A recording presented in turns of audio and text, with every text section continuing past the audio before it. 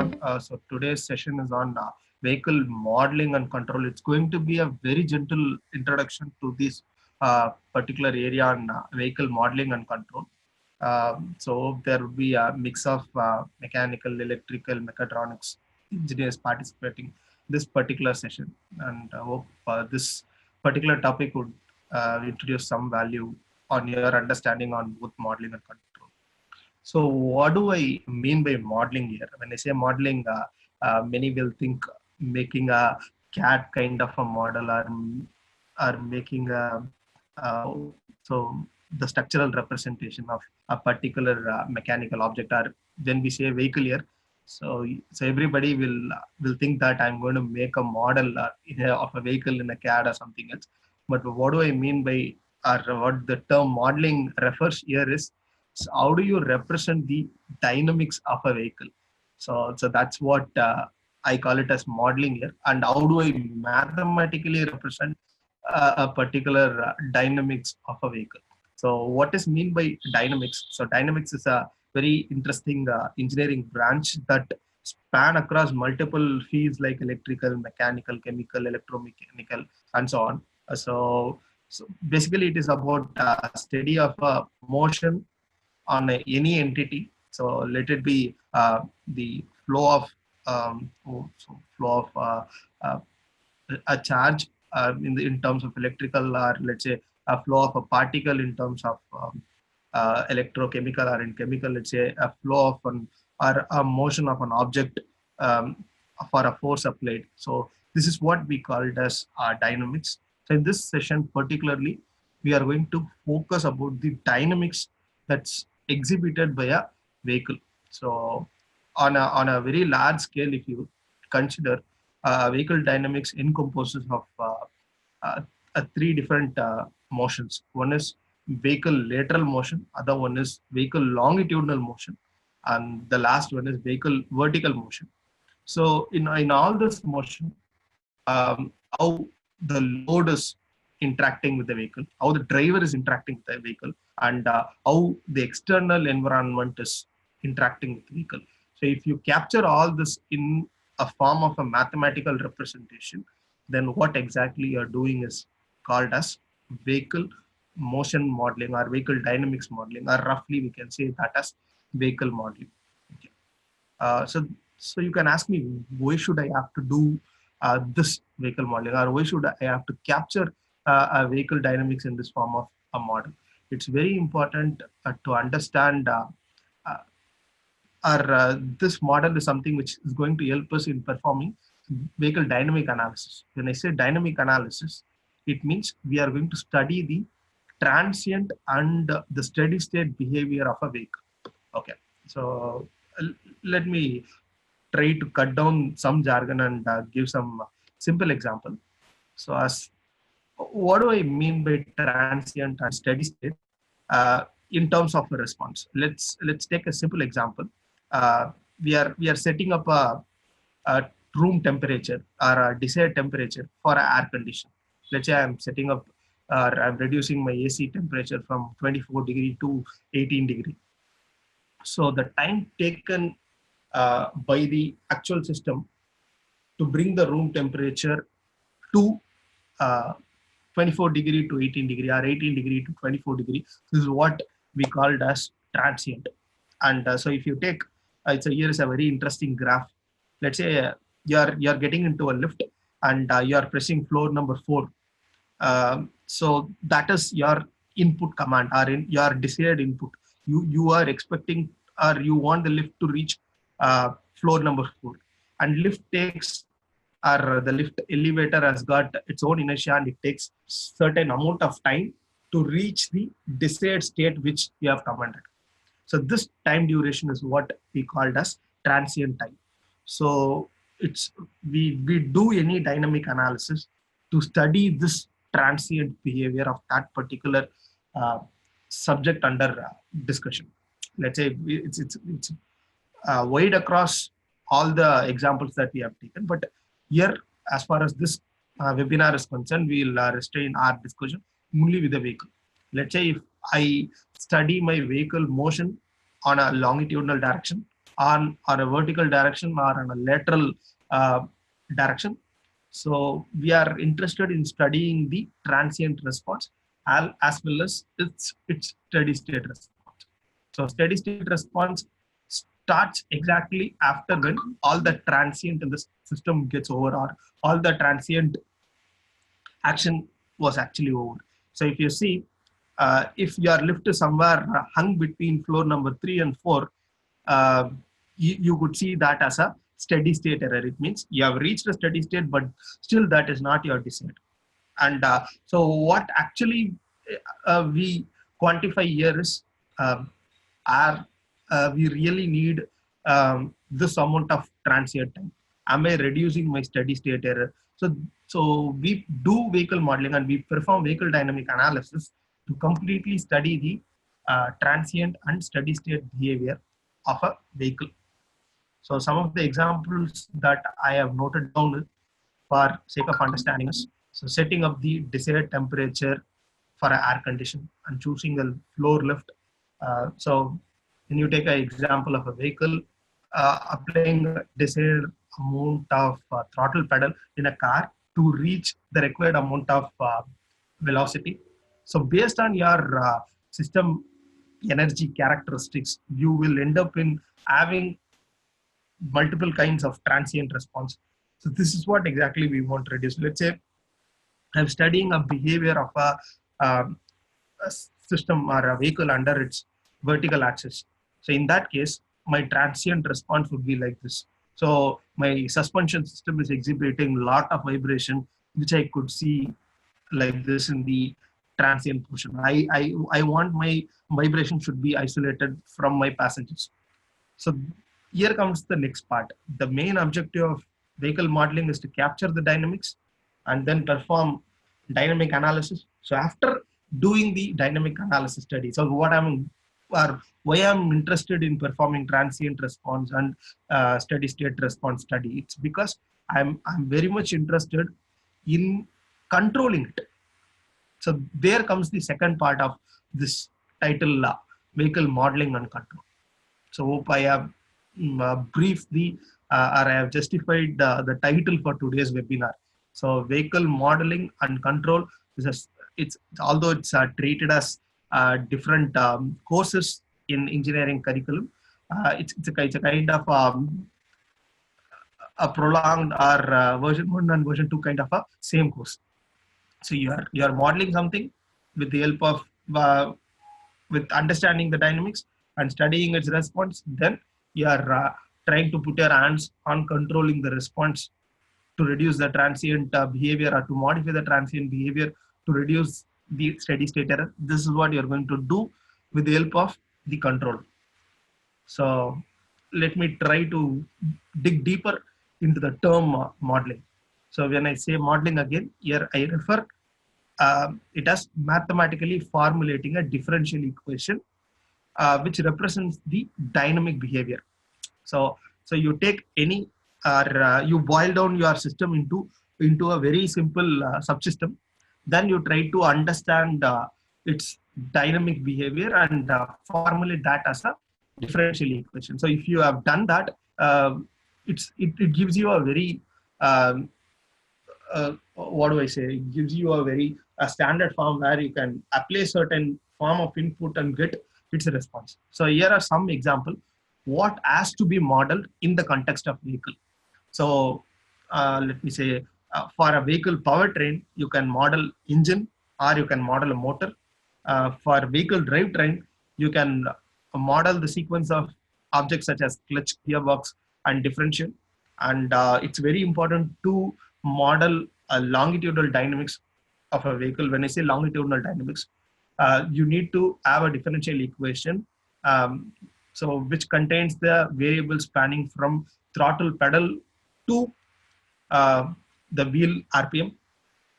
And similarly, lateral dynamics. So lateral dynamics deals with so how much amount of or how much degree of steering input that I'm giving, and how much lateral deviation that I'm making with my vehicle. And vertical dynamics is subjected to the modeling the suspension, tire, and all the components that influence the vehicle motion in the lateral axis. Then comes the tire dynamics. The last interesting model that you can make is the capturing the driver dynamics. So this is also very important when you want to simulate a complete vehicle in a closed loop. So you need to have a driver, because the driver is someone who is also introducing some sort of dynamics into the whole closed loop system. So with putting all together, so you may have a driver model, which is all these, you have to visualize all these things as a, or all this model as a mathematical differential equation. So driver model is just computing or just giving how much amount of torque that he demands, and the engine is trying to produce that amount of torque through transmission, and at last it is with that amount of generated torque it is trying to drive the entire vehicle. So again, let's come back to what is this drive cycle. Drive cycle is the standard form of input that is generally used in this kind of simulation. You have different standards of drive cycles across the globe. So let me not get much deeper into what is drive cycle. As of now, understand drive cycle is a standard simulation input. So here is how you can represent a vehicle motion in lateral, longitudinal, and vertical. So I'm trying to show what are different forces and moments that can act on these three axes. So let's say in the vertical direction, you will your vehicle will exhibit vertical vibrations, and if you have a torque that is exhibited on this particular axis, that is called as yaw motion. Okay, and similarly in the longitudinal axis, you may have the longitudinal aerodynamic drag influencing the vehicle, and vehicle forward force that is accelerating on this particular direction, and so the torque that is applied on this particular axis is called as roll. And so this is if there is going to be any effect of vehicle on this particular axis, that's your lateral motion. So whenever the vehicle steering is controlled, you will have the vehicle exhibiting the lateral motion. So the torque that is changed or affected on this particular axis is called as pitch. So you can understand pitch and vertical vibration is connected. Yeah, and what do you say? The lateral motion is connected. So the torque on other different axes will induce a change in the force on, or will induce a change in the lateral longitudinal force. These are the things you are going to capture, and you are going to formulate those things as a dynamic equation. So once you could able to do that, you can able to interconnect those separate subsystem and make up a very complex equation. So if somebody has to master this modeling course, there are multiple ways of modeling. It's not how do you formulate a differential equation. So there are multiple principles. There are multiple ways around it. One is understanding the first principle. When I say understanding the first principle, there should be a possibility for me to understand the applied force and torque, and write the basic Newton equation, and manipulate the variables and form a structure. So this is one straight way, and this way is called as first principle. The other way is called as gray box modeling, where I don't know what is what kind of force that is acting and what are the system constants. When I say system constant, what is the mass of the vehicle and how much amount of force that got applied. So I don't have these figures in my hand, but I roughly have how many energy storage element. So based on that, we can form a standard representation, or we can form a standard equation, and we can figure out those constants. This approach is called as gray box modeling. So the third approach, where we cannot do anything about our system, it's a completely closed black box. We can give different characterizing input and we can gather some output.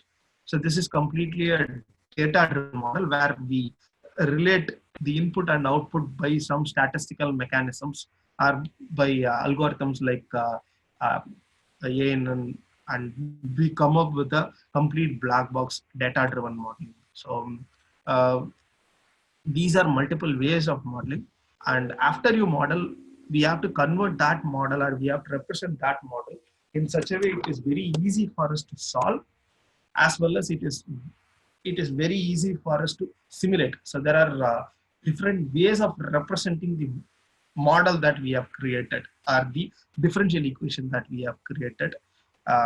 So one standard approach that everybody would have studied in your basic control courses, um, converting a differential equation in the form of representing it in the S domain. So use that is called as a transfer function approach, where we used to relate a single input and single output in the form of output by input with using a Laplacian operator. So that is one important representation. Other ways, splitting this complex differential equation or splitting this a nth order differential equation into n first order differential equation and formulating it as writing it as in the matrix form, that is called as a state space approach. So these are different ways of representing a mathematical model. Once you have understood its dynamics, whether or once you have modeled its dynamics, whether based on gray box approach or black box approach or first principle. So this is how we prepare our model for further transient and steady state analysis, and this is how we take it or we use the same model in our closed loop control. So we can create one complex model uh, with incorporating these many variables or with incorporating these many model interactions together. Let's say I have model driver separately. I have created, or that driver model is interacting with these many variables, with the steering wheel, with the axle pedal, brake, gear selector, and that is affecting my longitudinal motion, and in turn that is affecting my vehicle motion. Similarly, I can put my vehicle motion into a closed loop by modeling the environment factors like road disturbance, traffic density, climate. For example, so modeling road disturbance is a very interesting theory when you are designing, let's say when you are designing a adaptive suspension system. So our objective was to study the transient response of my suspension system, and then I want to make algorithm which adaptively reduces my vibration in the suspension system. So for that, I'd be interested in modeling the road disturbance. So why do we do all this in a particular order? It's because before directly jumping into algorithm design and putting that algorithm into an ECU and make it run on a vehicle, we simulate it.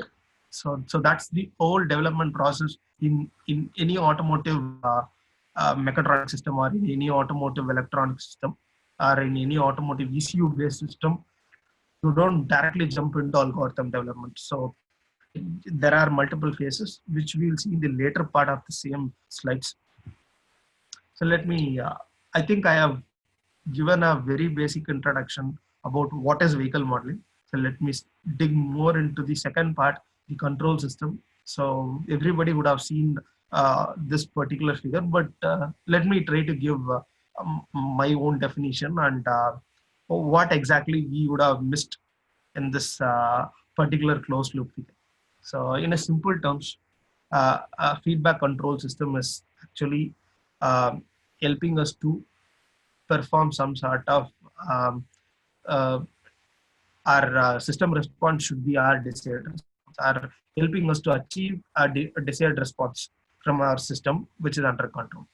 So, or on the other terms, I could say a feedback control system is helping me to change the transient and steady state behavior of my system.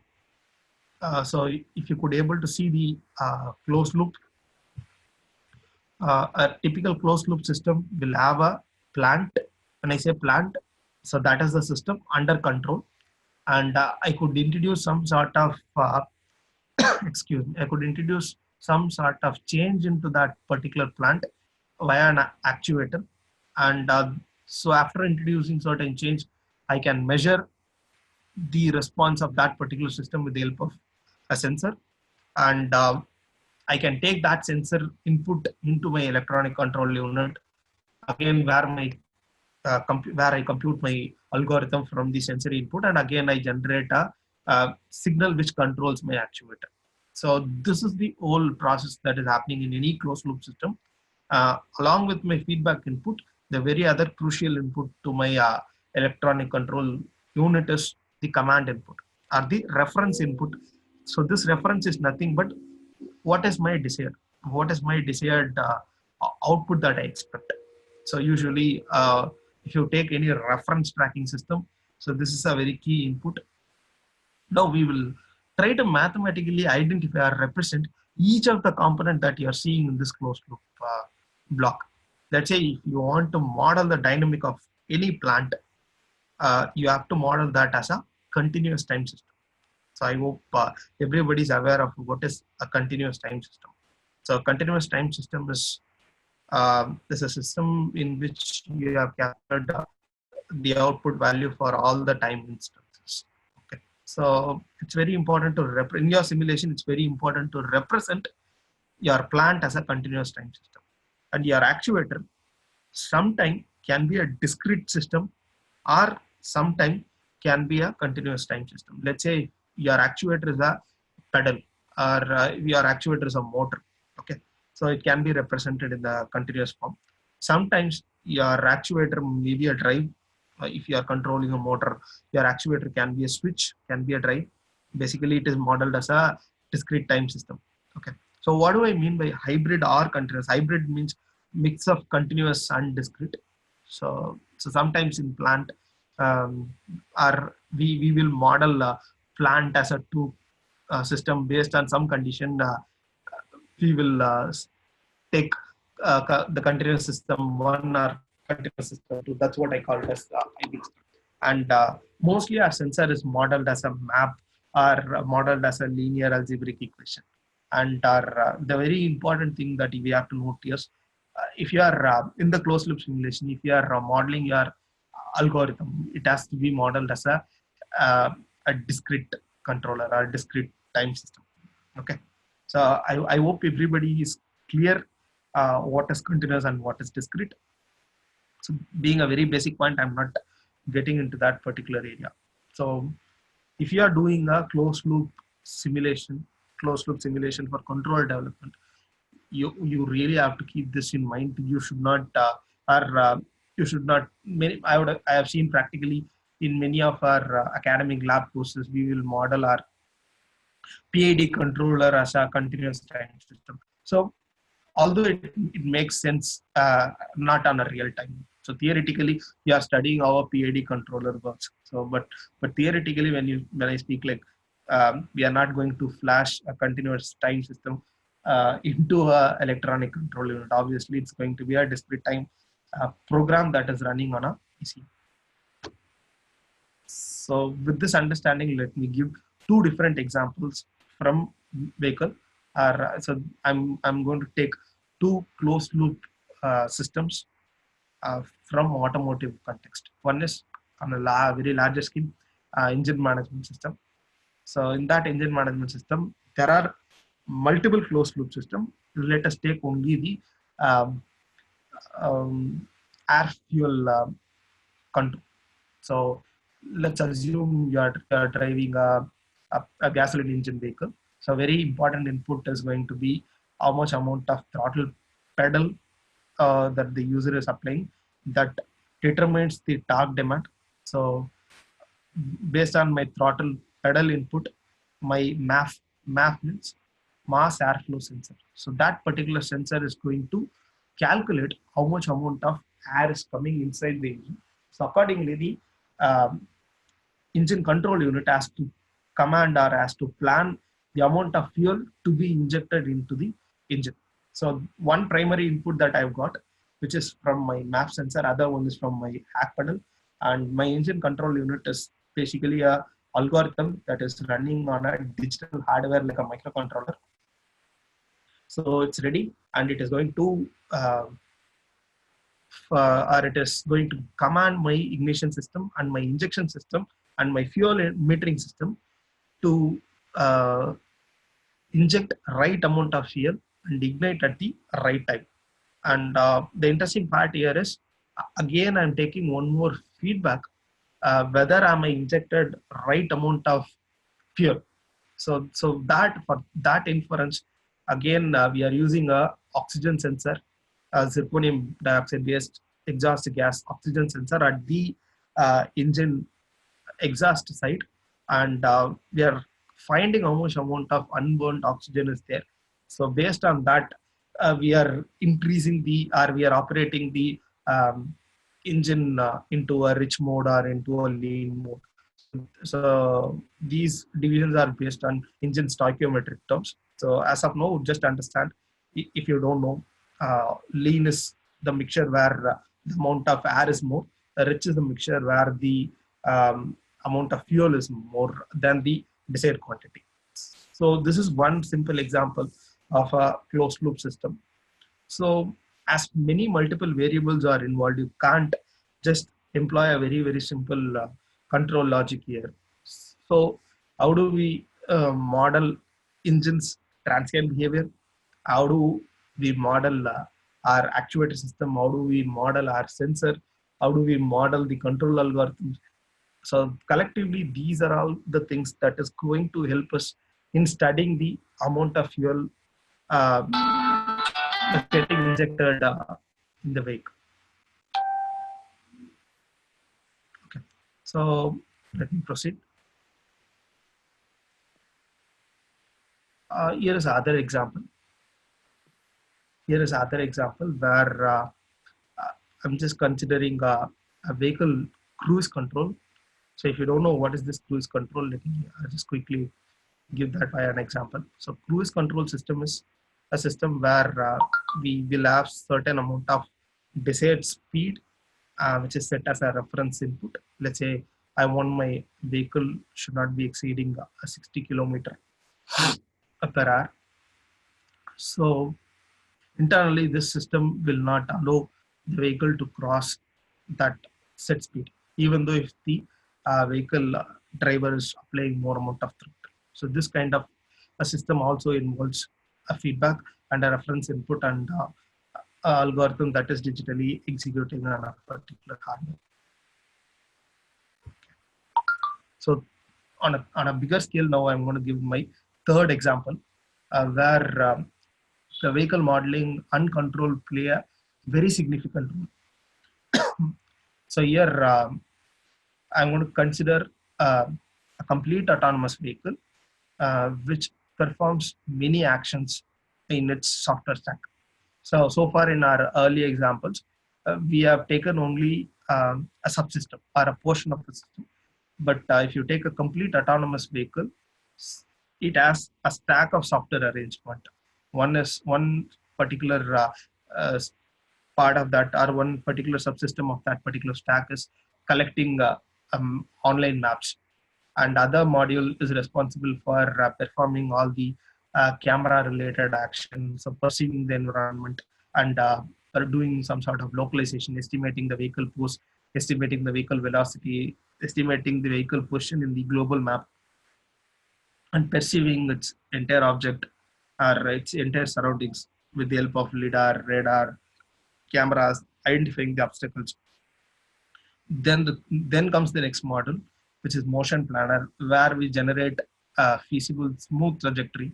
So comes last the vehicle control module, where we digitally program our control logic so that my autonomous vehicle takes the generated path from the motion planner. So this is a software stack that's running in any autonomous vehicle framework. So I'm not telling whether it's Tesla or I'm not saying it's from some other vendor. So if you consider any typical autonomous vehicle, you will have this particular stacked software arrangement.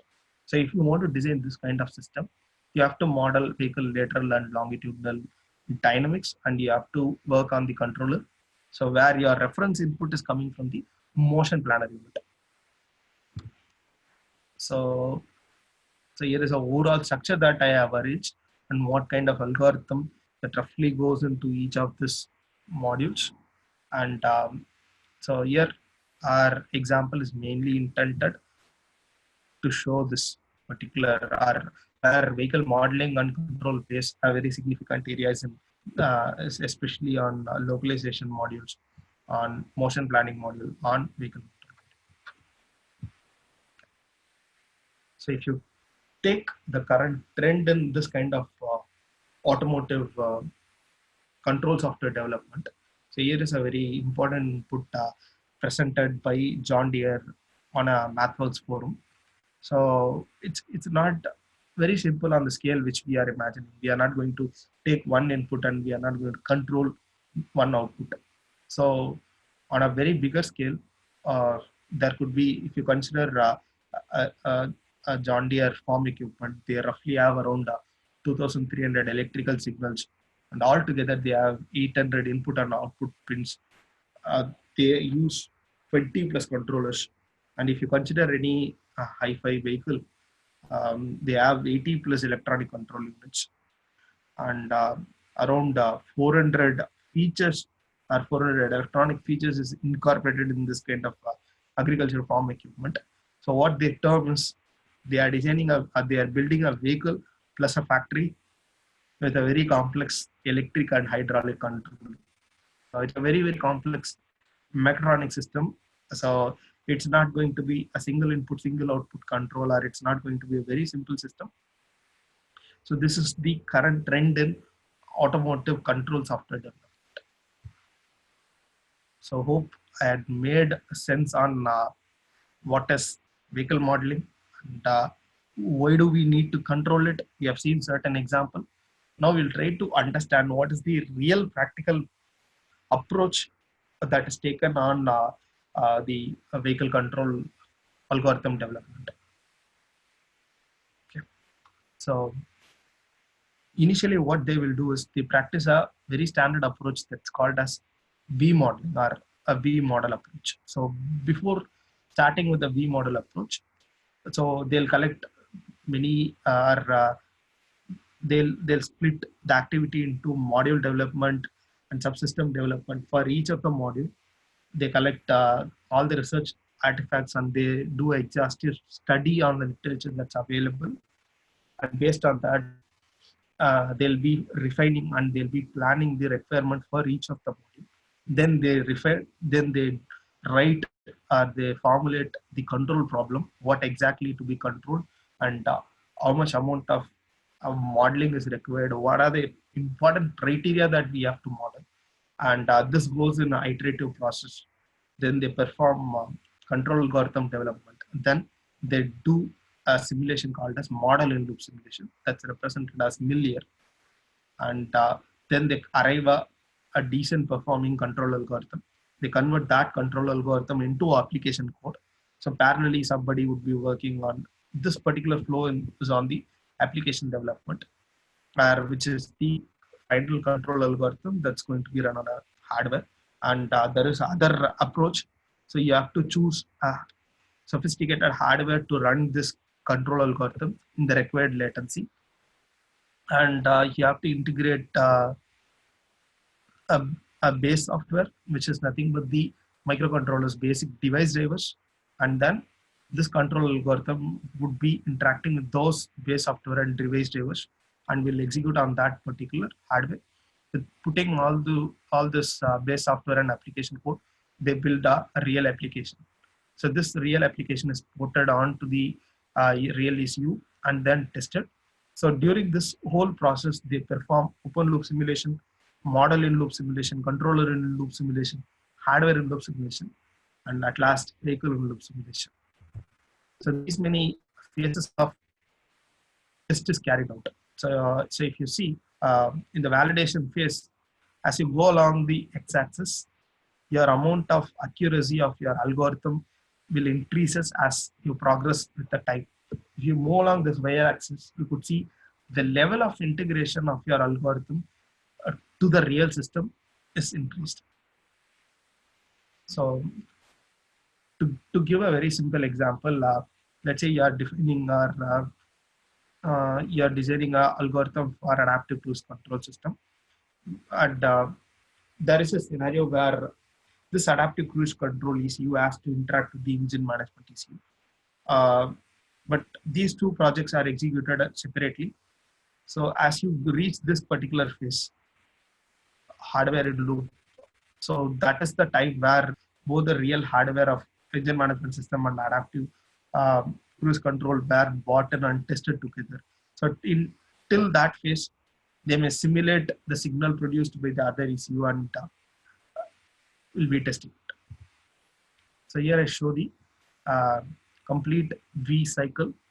So generally V cycle is characterized between time and to the amount of production readiness or the level of integration.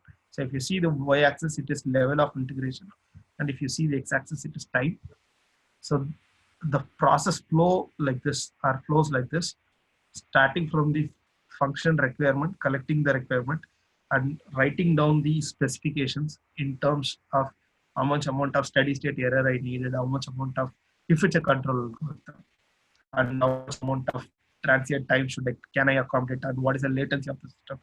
For this, what hardware I have to choose, what kind of control algorithm I have to choose. So, and am I developed all possibilities? Am I tested all possible cases? So, as you keep on going in this phase, you start this end, you start building your real code, which is ready to flash in the real ECU. As you climb up, you started validating it on a different level. So three important tests that one will carry out. One is called as a mill test, other one is called as SIL, and the last one is called as hill test. So here comes the significance of modeling a system in the form of continuous time, in the form of discrete time. Why? Because let me brief out what is mill. So in a mill environment, both your controller and your plant would be simulated like this. So this is called as a mill simulation, where you have model of your ECU, which is my control algorithm. I have the model of my engine.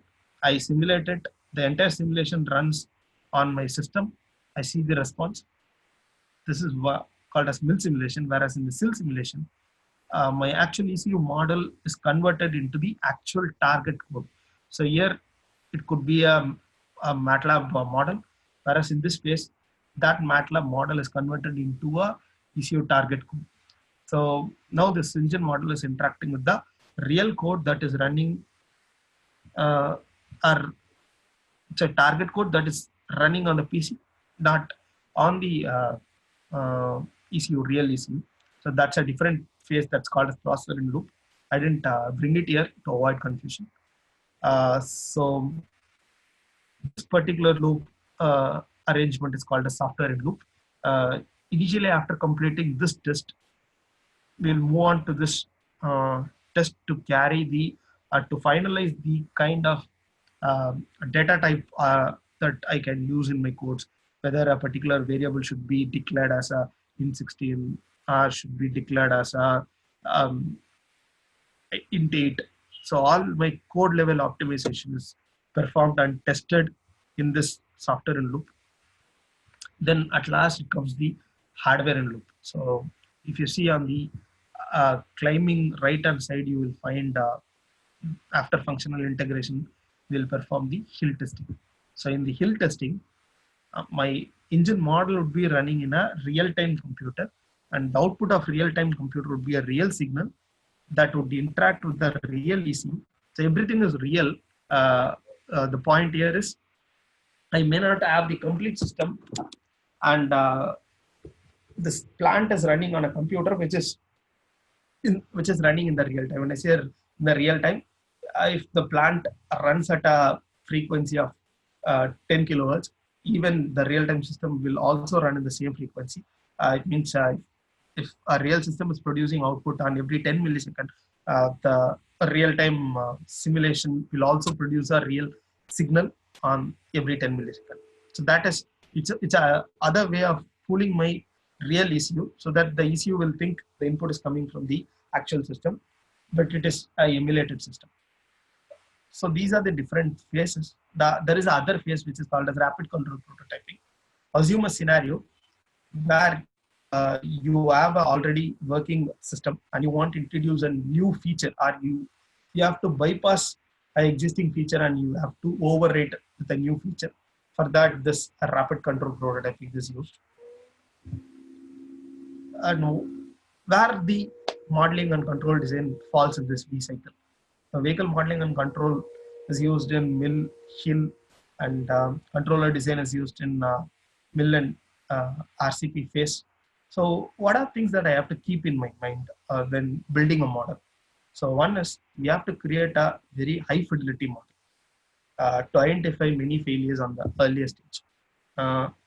When I say high fidelity, it means possibly we need to capture all the variables in my model, so that I'm finding the failure or impact of one variable on the other variable at a very early phase. And then comes the robust control, whereas it's prone to all possible external disturbances, and it is producing my desired response to a maximum precise extent. So this is what I have already spoken about. Different methods involved in plant modeling. One is first principle approach, gray box, and black box approach. And what is the state of art technology that's happening in automotive control now? So I can broadly classify the control techniques that's available in the literature today. As of like, we have optimal methods, we have robust control techniques, intelligent control techniques, adaptive control techniques. So starting from a PID controller to a reinforcement learning based or a model predictive control based technique, all falls under different family. So how do I choose which is the exact control strategy? So we have to do a very strong literature analysis, and we have to identify what is the nature of my system and what is the latency and what is my desired requirements. Based on these three factors, we have to pick one control technique. So it's not like always a particular control technique is a very best control technique. We cannot say, or we cannot brand one particular technique for any control problem. Where in the example, reinforcement learning based technique can bring a best solution, whereas in other problem, a PID controller can bring a best solution.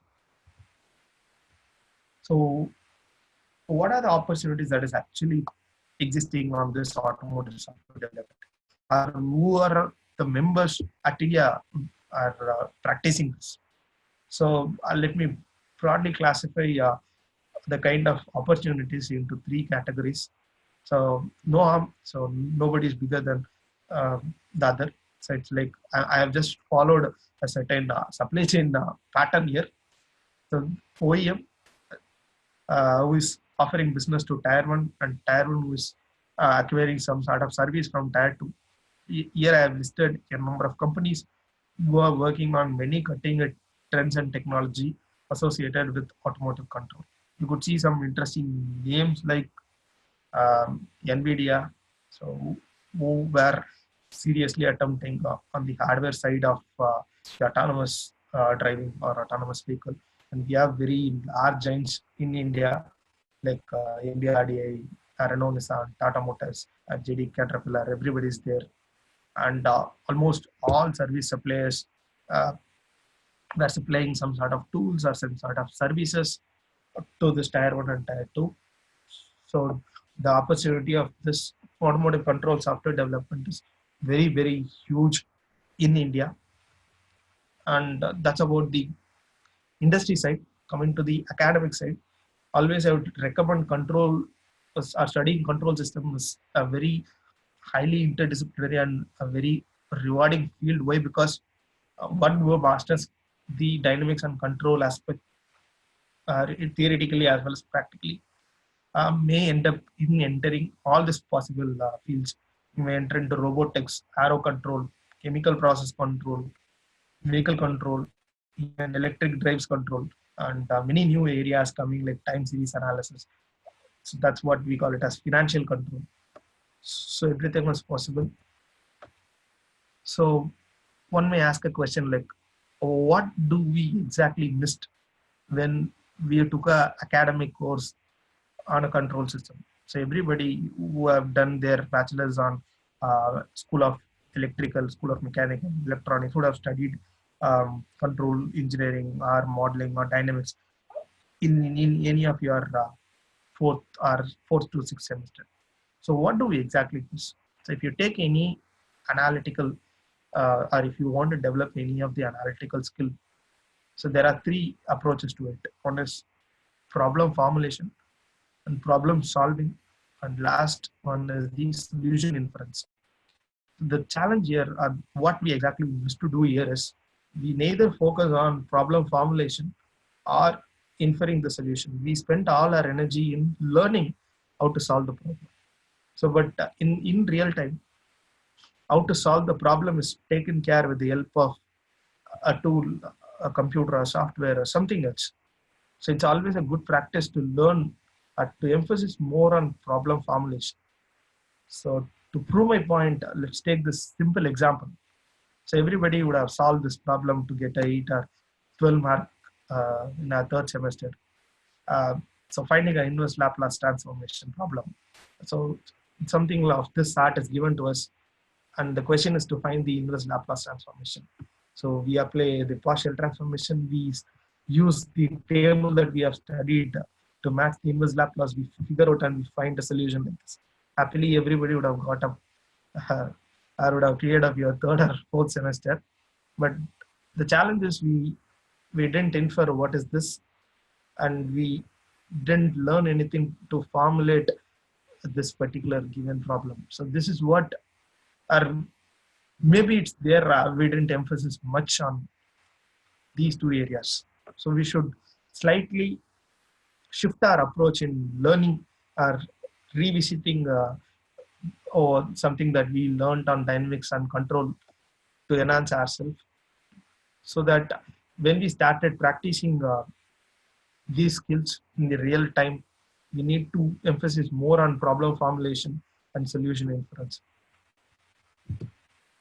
So to master automotive control, if you ask me what are the things that I need to learn, so you can learn modeling techniques both in discrete time domain as well as in continuous time domain. Learn some decent control design techniques, and do a co-simulation of plant and control.